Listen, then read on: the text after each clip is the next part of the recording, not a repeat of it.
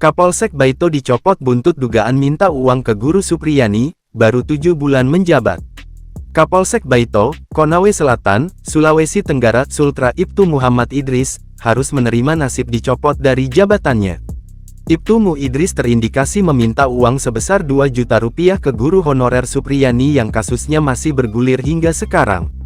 Kapolres Konawe Selatan, AKBP Febri Sam, membenarkan kabar di atas.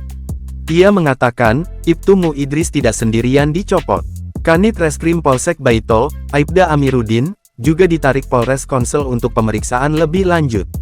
Ia sudah diganti dan ditarik ke Polres, kata AKBP Febri, Senin tanggal 11 November tahun 2024 dikutip dari tribunnews-sultra.com. AKBP Febri melanjutkan, pihaknya sudah menunjuk 2 anak buah lainnya untuk mengisi jabatan yang kosong. Posisi pelaksana harian Peleh Kapolsek Baito akan diemban oleh Ibda Komang Budayana PS. Ia sebelumnya menjabat sebagai Kasikum Polres Konsel. Sementara, Kanit Reskrim Polsek Baito akan diisi Aibtu Indrianto.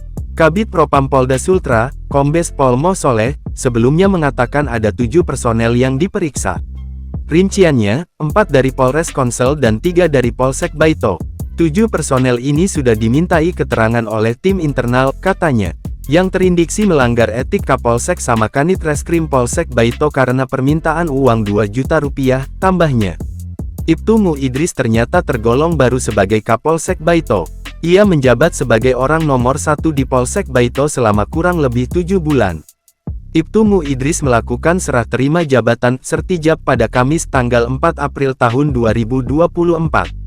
Ia menggantikan Kapolsek Baito sebelumnya yang bernama Ibda Fuad Hasan.